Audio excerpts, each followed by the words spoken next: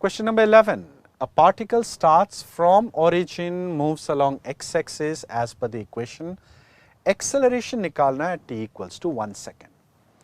भाई position time equation अगर हमें दी गई है, इसको दो बार डिफरेंशिएट करते हैं, that's going to give us acceleration. So the derivative of x will be velocity, that is 4t. Derivative of velocity is acceleration, that is 4. और acceleration constant है, तो चाहे 1 second हो, 2 second हो, wherever the acceleration is 4 meter per second square. Option number 2. Question number 12. Two projectiles A and B are projected with same speed और ज़रा angle देखो 15 और 75 डिग्री है और हमें कमेंट करना है about the height. Low ji, h is u square sin square theta by 2g. अब सीधी सी बात है, this is constant, तो जिसका sin theta सबसे ज़्यादा height will be maximum, right? So clearly sin 75 degrees higher than sin 15. So the height corresponding to 75, which is HB, must be greater than HA. Option number 2. Question number 13. All right, initial point is this, final point is this, force is that, but ये force थोड़ा सा बदमाश है, देखना, J cap में X है and I cap में Y है. You got to calculate the work done. So work done is integral F, right, dot dr. dr को हम क्या लिखते हैं? dx I cap plus dy j cap. Limit, the lower limit 1 to upper limit 0 0. Okay, let's do the dot product. 1 2 0 0 और j को j के साथ करने पर ये बनेगा x dy plus y dx. और ये जो फंक्शन है ना, जो इंटीग्रेशन के अंदर है, ये है d of xy, derivative of xy. और derivative and integration are the opposite operation. So clearly that will get nullified, बचेगा xy, upper limit 0 0, lower limit 1 2. तो देखो जी, upper limit x के बदले में 0, y के बदले में 0, lower limit x के बदले में 1, y के बदले में 2. So this is minus 2 और of course work done की unit joule है. So minus 2 joule, option number 3. Question number 14. आप देख सकते हैं, there are two blocks of identical masses. Collision is elastic. Initially this is at rest and this is moving with velocity v. हमें निकालना है the maximum velocity of block A. अच्छा, this is a very beautiful motion that happens there. एक बात देखिए, जब ये block यहाँ आके there would be a collision. Remember, equal masses, elastic collision. The velocities mutually interchange. यानी इसकी velocity इसे मिलेगी और इसकी velocity इसे मिलेगी. That means this would instantly come at rest after it hits there. So I'll just make it here. Now this guy B is at rest. What about A? A यहाँ से जब इस तरफ जाएगा, the spring gets compressed. That means speed of the block will decrease. यहाँ जाके speed 0 होगी. After that it comes in this direction, the speed regains. By the time it reaches here, इस block की speed बनेगी v. And after that, this will hit block B. अब again interchange, यानी block B will run away with velocity v और ये rest में ही रहेगा. तो entire motion of this A is only from here to here. So in that scenario, the maximum speed is of course v, option number 1. Question number 15. An object comprises of a uniform ring of radius r. ये uniform है, तो इसका center of mass यहाँ है. And its uniform chord AB. AB एक uniform chord है, not necessarily made of the same material, ठीक है, but ये uniform है, तो इसका center of mass यहाँ होगा.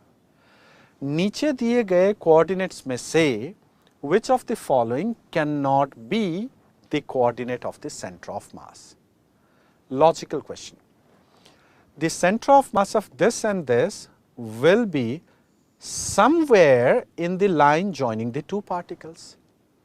Now notice, This is the mid of the chord, this is the center. So this angle has to be 45 degree, clearly because this is 90. Ab, you just need to see which coordinate anywhere lying here would satisfy the center of mass.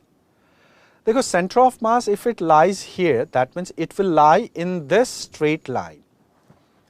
And for this straight line, y equals to mx will be the equation of this line. m is the slope जो कि tan 45 जो 1 है. यानी इस given line में fall करने वाले जितने भी points होंगे, y has to be equals to x. क्या आगे मुझे बताने की ज़रूरत है कि option number 3 is not possible because for that y is not equals to x. So option number 3. Question number 16. Cool, a spinning solid spherical ball having angular velocity, ये एक बार लिख देते, v0 by 2r, projected with a velocity v0, velocity of center of mass of the ball when slipping ceases. फिलहाल ये जिम्मेदारी आपको है, एक बार वेरीफाई कर लीजिए. This is rolling with forward slipping. आगे जाके when it starts pure rolling, right? Let's say this will have a velocity v और angular velocity होगी v by r. Because it is rolling with forward slipping, kinetic friction will come here, mu k times n, normal reaction n, mg here. देखो ये conservation of angular momentum का एक signature numerical है. अगर आपने वो 2-4 numericals किए हैं, ये देख के आपको पता चलेगा, yes, this is the right time to use it. Angular momentum will be conserved about any point on the ground.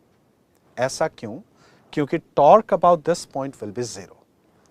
n और mg का torque cancel होगा, mu के n तो उसी point से pass कर रहा है, so its torque anyway will be 0. Now because the motion is translation plus rotation, the angular momentum formula will be r cross pcm plus of icm omega. आइए बारी बारी से देखते हैं. r cross pcm, this is r, but r cross momentum करोगे, radius आ जाएगा m v naught plus 2 by 5 mr square omega, which is v naught by 2r, और this will be equals to the final angular momentum. ये बात सच है कि r vector बहुत बड़ा होगा, but when you do r cross p, perpendicular distance, that will still be the radius mv plus 2 by 5 mr square multiplied by v by r. चलिए आइए देखते हैं. Let's solve this. 2 and 2 gets cancel, r and r gets cancel. तो यहाँ से मुझे क्या मिलेगा? 6 by 5 m v naught r will be equals to 7 by 5 mvr. So this is going to give me v equals to 6 v naught by 7. कहाँ है ये option? Option number 3 पर. आपके स्टडी मटेरियल में इस कॉन्सेप्ट से रिलेटेड नंबर ऑफ क्वेश्चंस है. Please solve it, you will be in a big benefit. Question number 17. Radius of Earth shrinks to 1 by 8th of its initial radius than the duration of the day. ये भी conservation of angular momentum का एक खास signature numerical है. I omega is constant. इसका मतलब I by t is constant. क्योंकि omega is 2 pi by time period, 2 pi anyway is constant. इससे मुझे क्या मिलेगा जी? T2 by T1 is I2 by I1. T2 और T1 है 24 घंटे, 24 hours.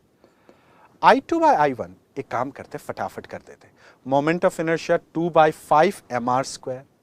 मास वही है, रेडियस 1 by 8th बन जाएगा, तो मोमेंट ऑफ इनर्शिया क्या बनेगा?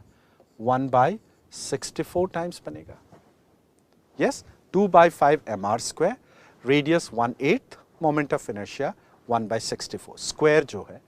सो T2 is going to be 24 by 64 hours आपको सॉल्व करने की ज़रूरत भी नहीं है। देखो ऑप्शन कितने ब्यूटीफुली रखे गए हैं।